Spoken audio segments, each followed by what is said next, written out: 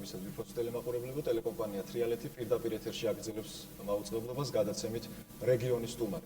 წინა გადაცემაში თქვენ ალბათ გახსოვთ, რომ მე გესაუბრებოდით აი ამ გადაცემის სტრუქტურის შესახებ, როგორც გითხარით, გადაცემაში მოწვეული იქნებიან როგორც პოლიტიკური პარტიების წარმომადგენლები, ასევე არასამთავრობო სექტორისა და ხელოვნებისა და სპორტის სფეროში, ასე ვთქვათ, პოპულარული ადამიანები. დღეს ჩვენ რამდენიმე სტუმარი ყავს და არასამთავრობო სექტორზე გვექნება უშუალოდ საუბარი და ესენი გახლავთ პატრონების სოზარ სუბელიანი, იგი თავისუფლების ინსტიტუტის წარმომადგენელი გახლავთ და გიგა ბოკერია, ისიც თბილისიდან ჩამოვიდა თავისუფლების ინსტიტუტიდან. ჩემთან ერთად მას სტუდიაში მასპინძლობას გაუწევს იამე ფარიშვილი, რომელიც თავისუფლების ინსტიტუტის შიდა ქართლის რეგიონული ორგანიზაციის კოორდინატორი გახლავთ. დიდი მადლობა, რომ ჩამოვზანდით და მაყურებლისთვის ალბათ ყველაზე საინტერესო ის არის თქვენმა ასე ვთქვათ ინსტიტუტმა ძალიან ისეთი სახელი უკვე შეიძინა და ხშირ შემთხვევაში სკანდალური ასე ვთქვათ ამბებშიც იყო ჩართული. აი დღევანდელი დღე რას შეგიძლიათ გითხრათ დღევანდელ დღესთან დაკავშირებით და რა პროექტებზე მიმდინარეობს ამჟამად თავისუფლების ინსტიტუტში მუშაობა? პროექტები რამდენიმე პროექტია, წამყვანი პროექტი რაც არის, ეს არის კანონის უზენაესობის პროექტი, რომელიც ფაქტობრივად არის ჩვენი კოორდინატორი. რეალურად ნებისმიერი ჩვენი პროექტი მიზანი ისახავს ადამიანის უფლებების დაცვას ზოგჯერ რაღაც ფართო პლანით, ზოგჯერ სხვადასხვა კუთხით ეს იქნება სიტყვის თავისუფლება, ეს იქნება აღსარებლობის თავისუფლება, ეს იქნება პატიმართაუფლებების დაცვა, ჯარისკაცების სხვადასხვა. რაც შეეხება აი ამ მთავარ პროექტს, რომელშიც ახლა შემონაწილეობთ, ეს არის კანონის უზენაესობა, აქ ლაპარაკია ადამიანის პოლიტიკურ და სამოქალაქო უფლებების დაცვაზე ნებისმიერ კუთხით, როგორ უნდა იყოს იქ და აი ამ კუთხით არის ჩვენი წარმომადგენლები ამ კუთხით მუშაობენ გორშის და მეგონი რაღაც ქართული წარმატებები მათ მიაღწიეს უკვე. სუზან, აი რა მე ვიცი რომ გორში გააქვთ ორგანიზაცია და აი სხვა ქალაქებში სად არის კიდე ეს ანალოგია? სამწუხაროდ ბევრგან არა გვაქვს 4 რეგიონული ოფისი, ეს არის ქუთაისში, გორში, თელავსა და ახალციხეში. და ეს რის გამო ეს ვთქვათ გამოწვეული ვთქვათ იქ ნაკლებად ირღვევა ადამიანის უფლებები თუ უბრალოდ თქვენ ვერ შეძელით რომ გაგეხსნათ ყველგანის? მქონდა რომ გაგვეხსნათ რომ ეს ამთლიანობაში ჩვენ სურვილი გვაქვს რომ გაცილებით ბევრ ადგილას გქონდეს ოფისი, სადაც კი ამ საჭიროება არსებობს და ვფიქრობთ რომ მომავალში რაღაცნაირად გავახორციელოთ და ამ ჩვენ საქმიანობის სფეროში. დიდი მადლობა. გიგა თქვენ ძალიან ხშირად ჩამოდიხართ ხოლმე გორში, არასამთავრობო სექტორთან ხშირი შეხვედრებია და განსაკუთრებით ახლა ჩვენს რაიონში შეიძლება ითქვას, რომ ერთ-ერთი უმთავრესი პრობლემა აღსარებლობის პრობლემა შეიძლება ჩაითვალოს. ხედულობაში მაქვს ის ფაქტები, როდესაც თვითონ გურამ შარაძე ჩამოდიოდა აქ და თქვათ იეჰოვას მოწმეების მიმართ იყო რაღაც გარკვეული დაპირისპირება. და აი ამ მიმართებით ახლა რა ეტაპზე ხართ და რა საქმიანობას ეწევით?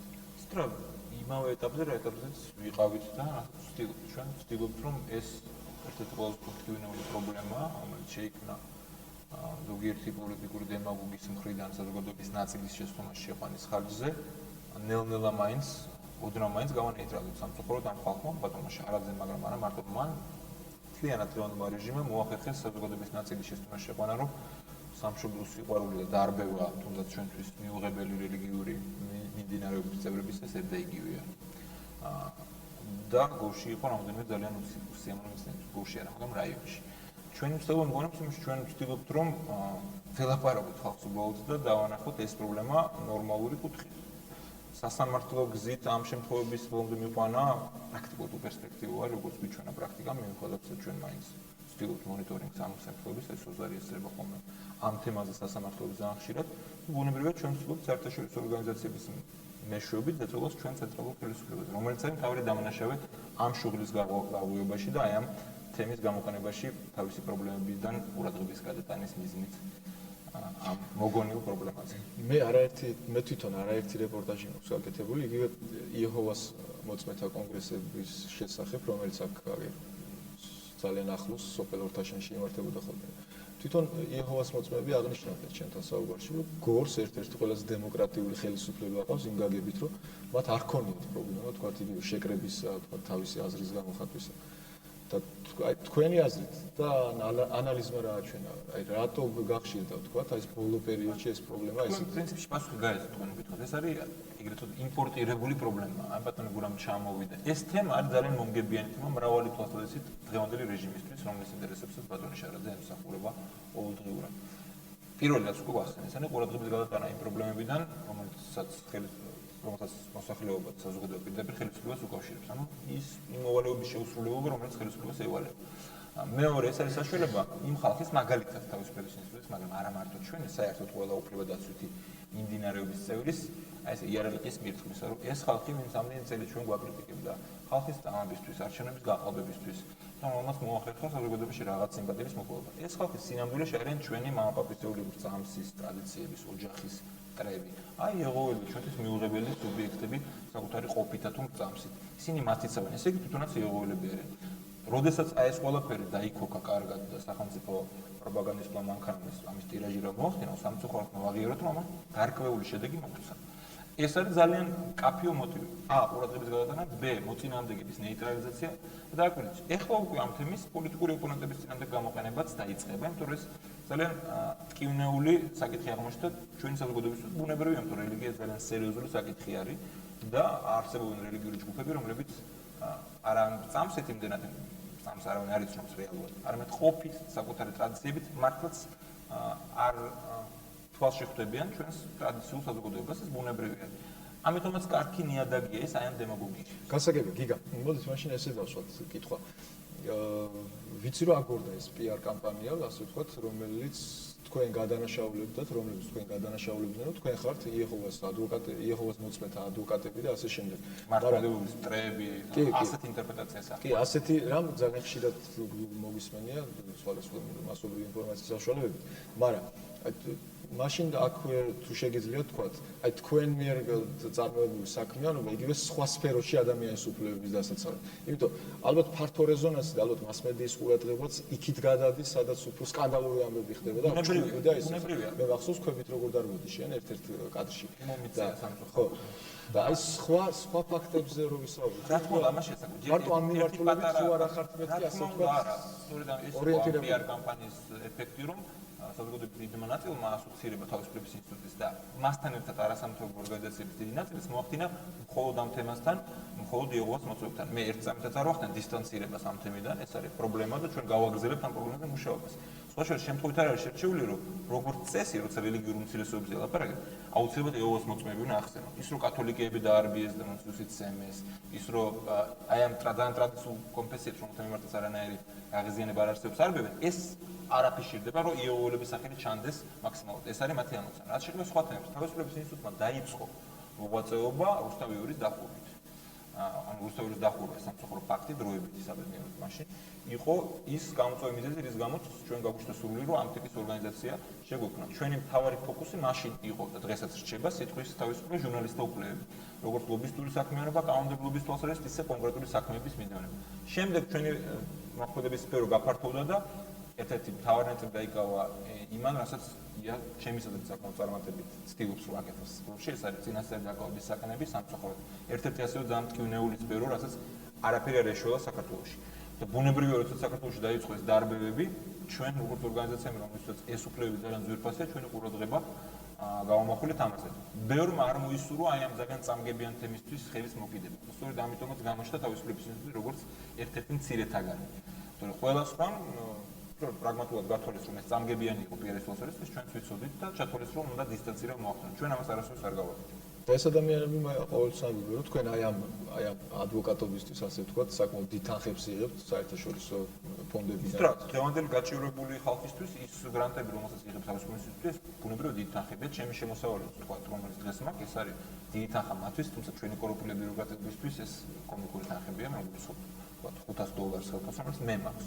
მაგრამ ეს არ არის იეჰოველების დასაცავად, ეს არის წამსის თავისუფლების დასაცავად. ეს შეიძლება იყოს იეჰოველები, ბაპტისტები, კათოლიკეები, ნებისმიერი სხვა რელიგიის და მათ შორის მართლმადიდებლებიც. ჩვენ გვაქვს მართლმადიდებლური ჯგუფები, რომლებიც არიან გამდგარები ცენტრალური ეკლესიისაგან. მე აქ არ ვეხები საკითხს რელიგიურად ვინ მართლებენ თქვენ, ეს ჩვენი საქმე არასდროს არ ყოფილა და არც იქნება. მათ ჰქონდათ პრობლემები სახელმწიფოსთან არაერთი და ჩვენ ზუსტად ისე როგორც ნებისმიერი სხვა კონფესიის შემთხვევაში ვცდილობთ მათ დავეხმაროთ. დიდი მადლობა. მე უბრალოდ მაყურებელს შევახსენებ, რომ ჩვენ პირდაპირ ეთერში მაუწყებლობთ. ჩვენი ტელეფონის ნომრებია 713-31 ან 710-39. თქვენ შეგიძლიათ დაგვირეკოთ, დასვათ თქვენთვის სასურველი კითხვა და მიიღოთ პასუხი გადაცემაში რეგიონის სტუმარი. იასმინდა კითხვა, რომ შემდეგ თქვენთან გადავიდეთ. ია, გორში ამოქმედდა, ასე ვთქვათ, ის საბჭო, რასაც ქვია პოლიციის საქმიანობაზე ზედამხედველობის საბჭო. იყო გარკვეული რაღაც ესეთი ხმაურიანი ერთ-ერთი საქმე უკვე დაიდო და მასმედიის საშუალებებით გავრცელდა.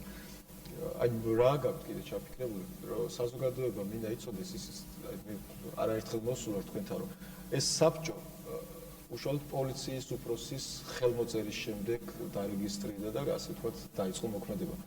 ხო არ ხდის ვთქვათ დამოკიდებულს საბჭოს იგივე პოლიციის ხელმძღვანელობასთან. აი ამაზე რომ ვისაუბროთ.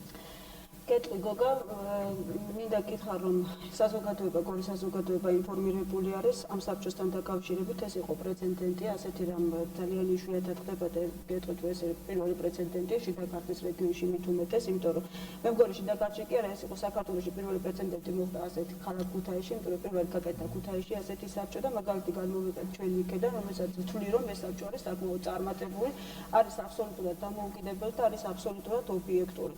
თუნდაც იქიდან გამომდინარე, რომ მართალია საბჭოს შემადგენლობას, მის სამოქმედო დებულებას მიუხედავად იმისა, რომ ამტკიცებს ქალაქ გორის შინაგან საქმეთა სამმართველოს უფროსი, მე უბრალოდ არ ვიცი როგორ გაიგებს ამას, მაგრამ ნამდვილად არ შემიძლია მადლობა არ უთხრა ამ პიროვნებას, იმიტომ რომ ფაქტურად ჩვენ 3 თვეა დავიწყეთ ამ საბჭოს დაფუძნებაზე მუშაობა და 3 თვის განმავლობაში პოლიციის ძველმა ხელმძღვანელობამ ვერ მოახერხა იმდენი, რომ უბრალოდ ეს საბჭო შექმნილი იყო თავის დროზე, 3 თვის განმავლობაში თქვენ მოგეხსენებათ, თუ ერთი კვირის განმავლობაში ასეთი მნიშვნელოვანი და სკანდალური საქმე გააკეთა ამ საბჭომ, ხო 3 თვის განმავლობაში საკმაოდ ბევრ საქმეს გავაკეთებდეთ, მაგრამ ეტყობა არსებობდა რაღაც სუბიექტური და ობიექტური მიზეზები, რის გამოც ძველი პოლიციის ხელმძღვანელობა თავს იკავებდა.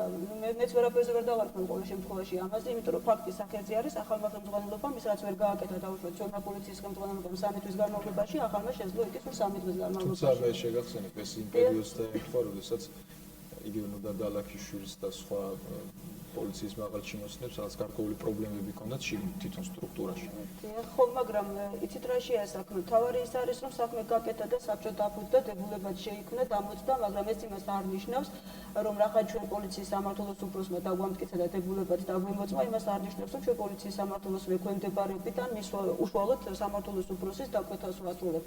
მე პირველ საბჭოს გაშუქებული იქნა ტელევიზიით, ძალიან ფართო მასების თვალწინ განაცხადე და საკმაოდ ხმაურიანი განცხადება გავაკეთე, რომ საბჭოში მიუხედავად იმისა, რომ ხალხ პოლიციის ორი წარმომადგენელი, საბჭო იქნებოდა აბსოლუტურად დამოუკიდებელი და მიუკერძოებელი, იგივეს ვიმეორებ. ახლა მე ძმაკაცობა, მეგობრობა და ქალობა ვიცი ოჯახში, მაგრამ არ ვიცი სამსახურში. ვართ აბსოლუტურად დამოუკიდებელი, სულყოლანი და ფაქტიურად დამოუკიდებელი რო ყოფილიყავით ჩვენ დაუშვათ სამმართველოს უფროსზე, ანუ უბრალოდ მისი დაკვეთის შემსრულებელი, ამაში აბა დამერწმუნებით ბატონო გოგა, რომ ის რაც ახლა ამ ბოლო პერიოდში გაკეთა, გახმაურებულ საქმესთან მიმართებაში, რასაც თქვენ გულისხმობთ, ფაქტურად ეს საქმე არ გაკეთდებოდა. გასაგები, მაგრამ თვითონ თუ აქვს უფლება, აი გაგაუქმოს, დააუქმოს ეს საბჭოს იმ პიროვნებამ, რომელსაც შექმნა. ბუნებრივია ასეთი რაღაც არსებობს, იმიტომ რომ თუ ადამიანს მისცემ იმის უფლებას, რომ შექმნას და დაგაფუძნოს, ბუნებრივია თავისია დამოკიდებული, როდის გაგაუქმოს, მაგრამ გაუქმებაზე ეს იმას არ ნიშნავს, რომ მას სამმართველოს უფროს მაპატიმროთ ის მოესურვება ამის მიხედვით გაგაუქმოს ან დაგნიშნოს, ეგეთი რაღაცა არ ხდება, იმიტომ რომ ალბათ გასაუქმებელი რაღაც მნიშვნელოვანი არგუმენტიც უნდა იყოს იმისა, რომ გაუქმდეს ეს საბჭო. ყოველ შემთხვევაში ამ ეტაპზე მაგაზე საუბარი მე ზედმეტად მიმაჩნია.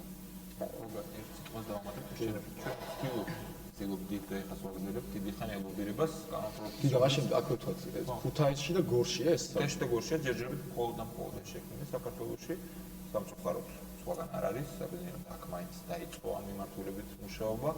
ჩვენ დიდი ხანია ვცდილობთ კანონპროექტის ლობირებას, რომელიც მოაწესრიგებდა ამას კანონის დონეზე, სადაც ესეთი კითხვები აღარ გაჩნდებოდა. როდის შეიძლება მოხსნას როგორ დღეს, ბუნებრივია ეს არის მათი უფლება, მათი დისკრეცია, რა ხან თვითონ დანიშნეს, შეუძლიათ გააუქმო. თუმცა ბუნებრივია მე ამ შემთხვევაში არავის არ ვემუქრებდა არა არც გორის პოლიციის ხელმძღვანელობას, არანაირ საფუძველი ამისი არ აქვს, მაგრამ ნებისმიერ პოლიციის ხელმძღვანელისთვის, ვინც ასეთ რამეზე წავა სერიოზული საფრთხის გარეშე, ეს იქნება ძალიან დიდი სკანდალი. უფრო დიდი სკანდალი, ვიდრე იმ საბჭოს კონკრეტული საქმეა. რა თქმა უნდა. ეს არის ესე, ვინც გადადგეს ნაბიჯი, რომ შეექმნა ეს საბჭო. თუმცა თუ საბჭო ანახებს თავის მუშაობით, რომ რაღაცა მართლა იცავს ადამიანის პრობლემებს და მართლა თქვა გამოავლინა რამდენიმე ფაქტი და გორში მე მგონი შექმნისთანავე პირველი ესეთი პრეცედენტი უკვე დაფიქსირდა. გასაგები, სოზან, აი რა შედეგებს ელით აი ამ ორი საბჭოს მუშაობიდან ქუთაისში და გორში, აი რას გინდათ რომ მიაღწევთ ამით? აი ეს რა არის ჩადებული ასე? მიზანი ყველა შემთხვევაში არის ერთი, რომ ადამიანის უფლებები იყოს დაცული და რაღაცა მართლა ცივილიზებული სახელმწიფო შექმნა, სადაც არ შეგეშინდება ქუჩაში გამოსვლის. როცა ახალგაზრდობებში იმის გამო რომ ქუჩაში გამოდეთ და დასვამი რატო ხარ და მიყავთ პოლიციაში და ცემენ, აი არ უნდა იყოს დასაშვები, რაც გორში მოხდა, მაგრამ მე ისეთი მაგალითია. ხო, ყველა შემთხვევაში უნდა იყოს რაღაც ადამიანებს არ უნდა ეშინოდეთ თავისუფლად ცხოვრებს ამ ქვეყანაში, უნდა ეშინოდეთ დანაშაულის ჩადენით. და რაღაცა პირიქით ხდება დანაშაული თავისუფალი ადამიანებს ეშინიათ რომ სწავლებენ ხელს კანონისარღვევით წაიყვანენ ჯარში, სადაც ცემენ, არაჭმევენ, წაიყვანენ პოლიციაში და რაღაც სხვის დანაშაულს აკიდებენ და რაღაცა ნარკოტიკს ჩაუდებენ. აი ესეთი რაღაცების გამორიცხვა არის ჩვენი მიზანი ყველა შემთხვევაში. ძალიან მარტივი ტექნიკური საკითხებზე ლაპარაკი, ძალიან მოკლედ. ვინმეს ვერ ეგონს რომ ზოგადი ლაპარაკი. ანგარიშვალდებულების მომენტი არის, რომ პოლიცია მიგზავს რომ არსებობს საზოგადოება არა საათს ქვეყნის მასშტაბით, არ იქ ვინც ცდილობს რომ ხალხს გააგებინოს, როგორ იქცევენ ისინი და აღნოსოს ეს ყველა. ტექნიკური საკითხების ხომ ბევრი ანკეტა ატარებენ თუ არა ჟურნალში ხალხის აკაუნტი. აი ეს ძალიან მარტივი რაღაცები იწყება. არა გვაქვს ილუზიები რომ ეს ყველაფერი სწრაფად შეიცვლება. წლების განმავლობაში ჩამოყალიბებული ტრადიციებია, მან კი გორში კი საერთოდ საქართველოში სადაც კომუნისტები იყვნენ და სადაც მათ დაგვიტოვეს ეს მემკვიდრეობა. მაგრამ თუ დღეს არ დაიწყო აი ესეთი საბჭოების შექმნა მაგალითად რომ შეიცვალოს ქვეყანაში კეთილობისკენ ხელისუფლება, მე ამინა პოლიტიკურ საკითხებს შევეხო, მაგრამ მივიღოთ ხელისუფლება, რომელიც არის კეთილსივიდე დღევანდელი ანგარიშვალდებულია. თუ ადგილებს არ იქნა ესეთი ჯგუფები, რომლებიც აი ამ ფუნქციებს განახორციელებენ. პოლიცია, სახელმწიფო საერთოდ არის ისეთი რამე, რაც ძალაუფლებასთან დაკავშირებული. ძალაუფლება კი როხონ ისე ცნობილია. აბსოლუტური ძალაუფლება აბსოლუტურად როხონ ისე. თუ არ არსებობს კონტროლი, ნებისმიერი ანგელოზიც კი ამ თანამდებობაზე, ამ ფუნქციებით დანაშაულთან ბრძოლის იქცევა დამნაშავე თვითონ და საფრთხე თვითონ საზოგადოებისთვის. ისი მაგალითებით სამწუხაროდ ჩვენ ქვეყანაში ძალიან. გასაგებია. მე იასგან მაინტერესებს, აი რამდენად თქვათ აქტიურია ამ გახმაურებული ფაქტების შემდეგ. თვითონ საზოგადოება რამდენად მოდის თქვენთან, აი თუ შეინიშნება ის აქტიობა საზოგადოების მხრიდან, ვისი უფლებების თქვათ ირღვევა პოლიცია. თუ მოგაკითხავ. აქ ერთი პრობლემა არსებობს, გოგა, პირველ რიგში მინდა გითხრა, რომ ეს საბჭო ახალი შექმნილი და ბევრმა შეიძლება არ იცოდეს ამ საბჭოს არსებობის შესახებ, ჯერჯერობით, იმიტომ რომ ჩვენ ახლა უახლოეს დღეებში ვაკეთებთ რეკლამას ამ საბჭოსთან დაკავშირებით, ალბათ წავატიტრები რაღაცეები, კოორდინატები გამოცხადება, ბუნებრივია მოსახლეობაც რომ გაეცნობა ჩვენ საქმიანობას, რასაც ჩვენ ყოველთვიურად გავაკეთებთ ხოლმე.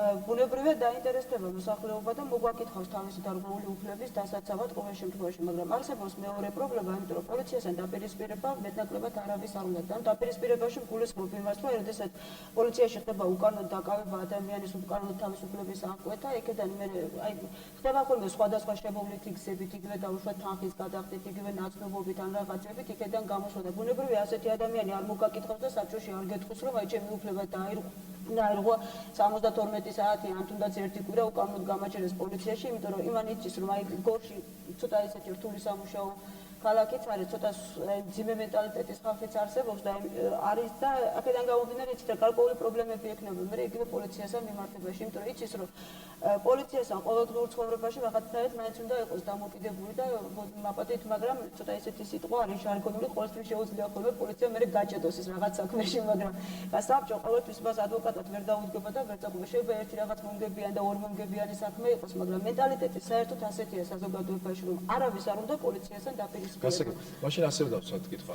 თვით მე ვიცი რომ საბჭოში არიან ჟურნალისტებიც არიან თქვენ საბჭოს წევრები. თქვენ თვითონ თუ დაიწყებთ თქვა აი ესეთი ფაქტების ძებნას. არ დაელოდებით რომ მოვიდეს ვიღაცა და ის არც ერთ შემთხვევაში მე წინა პროცესზე სხვათა შორის თქვენი მეუბნად ძანდებოდა ეგ წინა სხდომაზე ბატონო გოგა სხვათა შორის ამის წინა პროცესზეც რაც სხდომები ჩავატარე მე სულ ყველაზე განვაცხადე რომ ნურავი დაელოდება იმას როდის მოგაკითხავს ვინმე გაჭირვებული და თავს ეკელაღებული და დაგიწერს განცხადებას და გთხოვს რომ გაარკვეთ რაღაცა. ყველა მე ხლა ამ საზოგადოებაში ვცხოვრობ, გორი პატარა ქალაქია, ყველა ერთმანეთს ავსწრებ, ბოლოს და ბოლოს მე ვცდოს ნახევარი გორივე, არა ვარ გორილი, მაგრამ და ასეთი ინფორმაციის მოძიება მით უმეტეს ჟურნალისტებისთვის და პრესის და მასმედიის წარმომადგენლებისთვის არ უნდა იყოს ხელმიმუწვდომელი და ბუნებრივია ხლა თუ მას იურიდიული განათლება არ აქვს და უშუალოდ ყველას ხო არის საბჭოში ისეთები, რომლებიც პროფესიით ჟურნალისტები არიან, ეკონომისტები არიან ან რაღაცა. მოიტანოს საბჭომდე ეს მასალები, რომ შემდეგ იურისტები ჩავერთოთ ამ საქმეში და ჩვენი კომპეტენციის ფარგლებში, რასაც გვაძლევს დაუშვათ იგივე საპროცესო კანონმდებლობა, იგივე საბჭოს სამოქმედო დებულება, იქიდან გამომდინარე გავაკეთოთ ჩვენი საქმე, თორე ხლა ბუნებრივია მაგას ვერ დაველოდები და საბჭო ფაქტიურად გამოდის რომ უფუნქციო იქნება, იმიტომ რომ შეიძლება გავიდეს თუ ისე რომ ვინმე მართ მოგაკითხოს საერთოდ. გასაგებია. მე მინდა კიდევ ერთხელ შევახსენო მაყურებელს, რომ ჩვენ პირდაპირ ეთერში მოვუწოდებთ, მოგიწოდებთ უფრო აქტიურად გამოეხმაუროთ გადაცემას და გაკავშირდით ტელეფონის ნომრებზე 7-13-31 ან 7-10-39. დასვით კითხვა და მეირებ პასუხი გადაცემაში რეგიონის სტუმარით. სოზა, თქვენ აღნიშნეთ, რომ ერთ-ერთი ძირითადი პრიორიტეტული მიმართულება თავისუფლების ინსტიტუტის არის სიტყვის თავისუფლების დაცვა. არაერთხელ ჩამოვზადეთ გორში და იცით აი რა მინდა გითხოთ.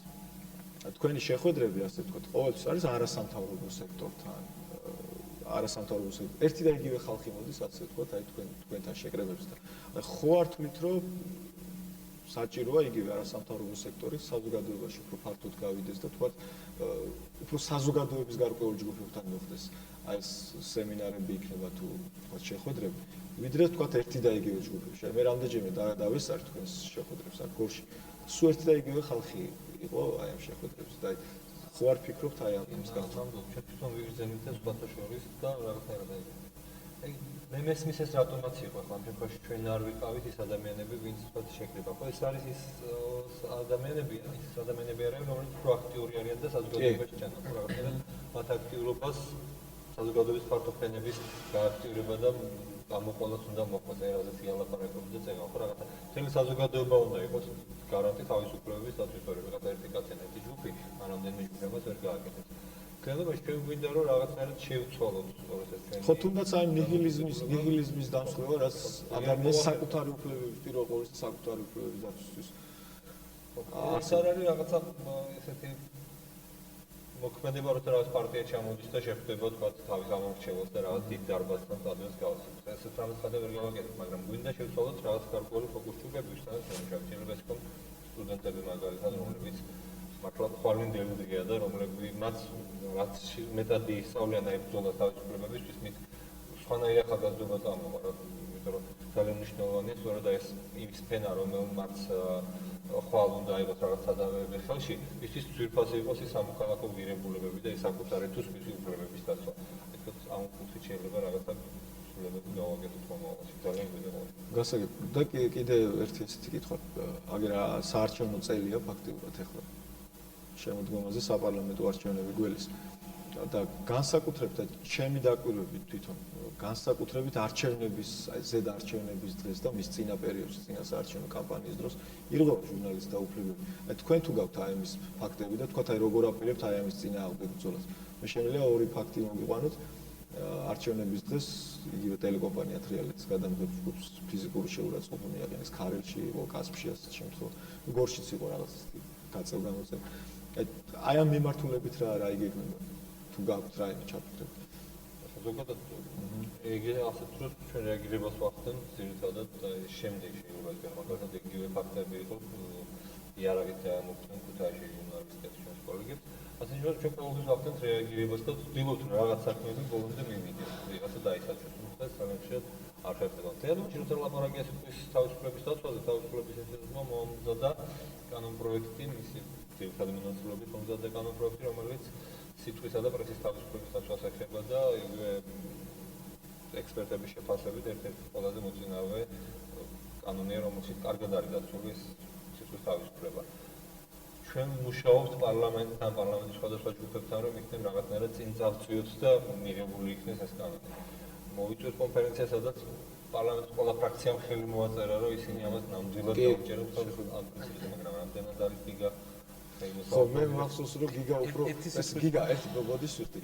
მაყურებელი გველოდება და მოდით მოусმინოთ მაყურებელს და შემდეგ გავაგზავნოთ საუბარი. გამარჯობა, თქვენ პირდაპირ ეთერში ხართ, გისმენთ. საღამოს მიზობისო. გამარჯობა. ძალიან კარგი გადაცემები დაიწყეთ, მადლობა. და მე ვიცი რომ ცოტა ხმა მაღლა თუ შეიძლება, ცოტა ცუდად გესმის. მე ვიცი რომ გორელი მოქალაქე ვარ. მასმედია გორში ასე თუ ისე თრიალეთი ძალიან მოგწონს მაყურებლებს. დიდი მადლობა.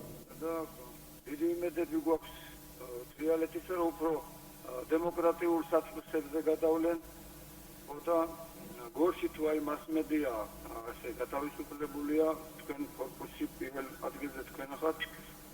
კარგი იქნება რომ გამოვიდნენ ხოლმე ისეთი ელიტარული მანისა რომ ადგილები რომ სოფლიოში ჩანა ყველაფერი.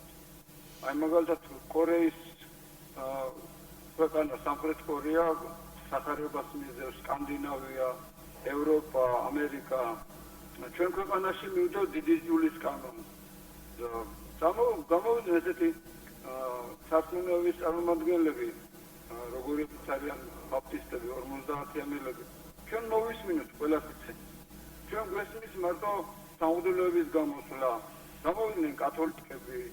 იეღოველები გასაგებია, ყველამ გაიცნო იეღოველები და მართლმადიდებლები, მაგრამ დანარჩენები როგორ სჯელობენ, რას ხელმძღვანელობენ, საიდან იღებენ საფრთხისებს. გასაგებია თქვენი აზრი, გასაგებია თქვენ მოსაზრება. კითხვა ხო არა გაქვთ თქვენ ჩვენ სტუმრებთან? მე უბრალოდ შემიძლია თქვა, რომ რაც ტელევიზია არ უნდა იცის ასე იდეოლოგიის რაღაც და აქ კი შეიძლება მიეცეს რაღაც რეაგირება თუ იქნება ვინმეზე ასე ვთქვათ იგივე უფლებების დარღვევის ფაქტი, იგივე ბაპტისტებზე იქნება ეს თუ კათოლიკებზე შემიძლია თქვა, მაგრამ აი ესე რომ სპეციალური გადაცემა მომზადდეს იმისთვის, რომ აქ მარტო ბაპტისტ ხო კონფესიებზე ჩვენ მაინც ვერიდებით ხოლმე ასეთ იმაზე, რომ აი საკითხებზე საუბრობთ. ერთი სიტყვით გეტყვი, რაც იქამდე თქვი, რომ არის გამოფროდის საუბრობთ, ახლა ვინმეს შეიძლება რეაქცია ქონდეს, რომ სამართლებრივ უკვე აკრძალულია კანონით და გამოფროდები ვერ უშვილეს იმას, როდესაც თქვენ საუბრობთ. და ეს ნამდვილად ასე არის, სამწუხაროდ ძნელია რაღაცა რეცეპტის თქმა და მოკლესი რა შეცვლის აი ესეთ ფაქტებს. ასეთ ფაქტებს შეცვლის ის პირველ რიგში სოციალურ ხელისუფლება, რომელიც არჩეულია ხალხის მიერ, რომელიც დამოკიდებულია მათ ნებაზე. ეს არის პირველი რაც უნდა მოხდეს. რაც შეეხება იმას არჩევნებისთვის ჩვენ რას ვაპირებთ, ჩვენ სხვა მრავალ არასამთავრობო ორგანიზაციასთან ერთად გავაფორმოთ დიდი კოალიცია ახლა და ჩვენი სერბი მეგობრების გამოცდილების განმეორებას ვაპირებთ თქვენ მოგეხსენებათ იქ ძალიან დიდი ფრონტით იყო მოძრაობა არაპარტიული მე ამას ხაზი მინდა გაუსვა რომელმაც უზრუნველყო ის რომ ამორჩეველი მოვიდა არჩევნებზე ეს იყო აქტიური ამორჩეველი რომელმაც არ მისცა საშუალება იქ სერბიაში მილოშევიჩის რეჟიმს რომ გაეყალბებინა არჩევნები და აქ არ მისცემს ამ რეჟიმს ამ ნებისმიერ სხვას საშუალებას გააყალბოს ეს არჩევნები აქ იქნებიან აბსოლუტურად ერთმანეთისგან განსხვავებული პოლიტიკური მოწამსის ხალხი ყველას გვაქვს ჩვენი სიმპათიები და ანტიპათიები, უფრო ხშირად ანტიპათიები ჩემ შემთხვევაში, მაგრამ ყველას გვაინტერესებს ის, რომ ეს სამარცხვინო პროცესები დამთავრდეს, რაც არჩევნებთან დაკავშირებული არის. ამაში შედის ისიც, რომ ამ არჩევნების გაშუქების საშუალებას ჟურნალისტებს არ აძლევთ ხოლმე. აქტიობა, რაც თქვენ იქამდე საუბრობთ, რომ ხალხმა თვითონ ამოიღოს ხმა საკუთარ უფლებებზე, არის მთავარი ინსტრუმენტი ბიუროკრატიის განმეორების წინააღმდეგ. არა ერთადერთი, მაგრამ მთავარი. და ამაზე ვიტყვი ერთ სიტყვას, რაც შეეხება რელიგიური უმცირესობების შესახებ ქალაქებს. ახლა ეს ბუნებრივად რეალისტი საქმე არის და პირველი საქმე საერთოდ ჟურნალისტებს არის, რომ ახალი ამბები მიაწოდონ მაყურებელს. სხვა ტიპის არხები არსებობს სოფლიოში, რადიო, ტელევიზია, რომლებიც უთმობენ სხვა კონფესიებს დროს. და მათ ესაუბრონ საზოგადოებას იმ წამსის და იმ მეთოდების შესახებ როგორ იპოვებენ ფულს, როგორ გადაგებენ და ამავდროულად და ეს მართლაც კარგია ხოლმე. ძალიან ხშირად ადამიანებს ეშინიათ, ებრძვიან, უჩნდება ზიზღი და აგრესია იმის მიმართ, რაც არიციან. ძალიან ხშირად პირიქით არიციან ის, რაც საფრთხეს ქმნის მართლას. ისე რომ ეს სწორი წინადადებაა იდეაში, მაგრამ ეს ანიშნავს, რომ ტელევიზიამ ყველაზე უნდა დაიწყოს ამის კეთება სასწრაფოდ, მაგრამ ამ მიმართულებით საერთოდ თუ გაკეთდება საქართველოში რაღაცა, ამაში არაფერი ცუდი არ არის, რომ ყველა კონფესიას ქონდეს საშუალება, რომ ხალხმა თვითონ შეაფასოს ვინ არის. ეს არ არის რელიგიური დიალოგი, რელიგიური დიალოგისთვის საერთოდ დრო საკმარისი არასოდეს არ იქნება, ეს არის პირისპირ დიალოგი ყოველთვის, მაგრამ აი სხვა საკითხები, ძალიან ხშირად სპეკულაციები მიასრულა, ფული, საიდან მოდიან, როგორი მოსყიდვა თუ არ მოსყიდვა, რა მეთოდებს იყენებენ. ეს მართლაც ძალიან პრობლემატური საკითხია და ამის გაშუქება აუდიტორიისთვის საინტერესო იქნება ნებისმიერ აუდიტორიისთვის. კი, ისევ არჩევნებს მინდა რომ დაუბრუნდეთ ზოზარეთ. ერთ წინა წელს თუ არ ვცდები, იყო ესეთი მოსაზრებაც, რომ თქვათ, იგივე CS:GO დაკომპლექტებული ყოფილიყო არასამთავრობო ორგანიზაციების წარმომადგენლებით და რა მოხდა ამის შემდეგ? შეფერხდა ეს პროექტი თუ აი რა შეასახა? შეფერხდა კი არა, საერთოდ მოხდა, იმიტომ რომ რეალურად მიუხედავად იმისა, რომ თითქოს ყველა პარტია ზოგიერთ ყველა არა, მაგრამ რაღაცნაირად იყო კონსენსუსი, რომ თითქოს უნდა დამტკიცებულიყო და წავიდა ამ ნაბიჯზე. როცა საქმეზე მიდიან დამტკიცებულიყო. თვითონ პოლიტიკოსებმა თქვეს უარყო. ეს არავის არ სჭირდება. ყველას გონია, რომ თვითონ შეძლებს გაყალბებას, რომ რაც მე თუ იქნება გაყალბების შესაძლებლობა, თუ ეყოლება თავისი კაცი კონსტიტუციაში, ეს იქნება მისთვის მომგებიანი. პრინციპში ძალიან ხშირად ისინი მართლებიც არიან, იმიტომ რომ რაღაცა დათმობის ნაცვლად რაღაცას იღებენ. ან ზოგი ვერ იღებს, მაგრამ აქვს ილუზია, რომ რაღაცას მიიღებს და თუ იქნებოდა ეს მართლა არასამთავრობოებისგან შემდგარი კომისია, რომელსაც არ ექნებოდა რაღაც ესეთი საკუთარი ინტერესები ჩადებული, მაშინ ვერ გაიფუნდა ერთ-ერთი პარტია. ესე იგი გამომდინარე ესე თქვენი ეხლა ვაფასებ ამას როგორც დასკვნას თქვენსას. ესე იგი ნებისმიერ პარტიას, ვისაც შესაძლებლობაც კი უდნავი მაინც თუ მიეცა, ის ეცდება რომ გააყალბოს არჩევნები და რაღაც აი ამ გზით მოიპოვოს, ასე ვთქვათ, ამორჩევლის ხმები, ხო? თუ მას ამის შესაძლებლობა იქნება. ხო, ეს თქვი. პარტიების ბუნება ესეთია და იმ ადამიანების პატიოსნებას ბრწყალებში, ვისაც პარტია ნიშნავს, სტруქტურაში ნიშნავს პატიოსნებას საკუთარი პარტიის წინაშე. ის ანგარიშვალდებულების პარტიის წინაშე მისი ინტერესები დაიცვას. საჯი და მოთამაშე არ შეიძლება ერთ და იგივე იყოს. არ არსებობს ასეთი პატიოსნების საჯი, თუ რაღაც გამონაკლისებს არ ჩათვლით, რომელიც წესად ვერასოდეს ვერ იქცევა, რომ მას შეეძლოს საკუთარი გუნდის ობიექტურად განსჯენა. ძალიან მარტივი მაგალითი მოვახმარე, ეს არის იგივე არჩევნების შემთხვევაში. ყოველთვის პოლიტიკური გარიგების ადგილი იქნება CSKA, სადაც პარტიული წარმომადგენლობა იქნება. ეს არის ის, რომ გარანტია არსებობს, რომ საზოგადოებრივი ორგანიზაციები ყველა შემთხვევაში უმციკლო ანგელოზები იქნებიან. ასეთი გარანტიებს არც ერთი სტრუქტურა არ იძლევა. ყველაში ნებისმიერ ადამიანს შეიძლება იქნას მოსყიდული თეორიულად, შეიძლება წავიდეს კომპრომისზე საკუთარ პრინციპებთან, სიმდისთან, მაგრამ არსებობს სისტემები, რომელიც აპრიორი განაწყობს მას იმისთვის, რომ იქნას მოსყიდული. პარტიული CSKA-ს უკვე ნიშნავს იმას, რომ ეს იქნება პოლიტიკური გარიგებების საგანი. თავიდანვე დაშვებულია ეს სისტემაში აპრიორი. მაშინ როცა საზოგადოებრივი ცნობილი ადამიანები, რომლებიც ყველასთვის ცნობილი არიან ამ პრინციპების გამო ვსაუბრობთ, მათთვის ეს ძალიან ძვირი ფასი დაჯდება თუ კი ისინი უღალატებენ ამ პრინციპებს. გულისხმობ ნებისმიერ ადამიანს, ვინც თავს დებს იმაზე, რომ არის პატიოსანი მოყავარდა. გასაგებია. აი სანამ გადაცემა დაიწყებოდა საუბრობთ პირადად, იქნებ აი უფრო კონკრეტულად, რომ ძალიან მოკლედ, თუმცა რაღაც 5 წუთია ეთერში დარჩენ. თქვენ აპირებთ რაღაც აი ამ პროექტის ამოქმედებას, რასაც ერქმევა საზოგადოების აქტივობა არჩევნებზე.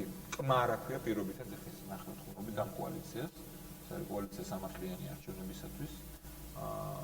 მე ეხლა გამიჭირდება თვითონ ეს 5 წუთი დარჩენილი, და კონკრეტულ სქემებზე ლაპარაკი როგორ იქნება, მაგრამ თავარი არის რაც მეკითხე რომ ადგილებზე იყოს აქტიური ხალხი, რომელიც არ დაუშვებს ამ მინიმუმზე დაიყვანს გაყალბებას ადგილებზე. ეს იქნება ადმინისტრაციული რესურსის გამოყენება, სახელმწიფო აპარატის გამოყენება, ჟურნალისტების არ შეშვება, გაშუქების ხელი შეშლა პოლიციის ან ნებისმიერ სხვა ორგანოების იძულება, რომ ხალი დაუჭირონ არსებულ რეჟიმს ან ნებისმიერ სხვა პოლიტიკურ ძალას კანონის დარღვევით. დაშინება ამორჩევლების მოსყიდვა და შემდეგ.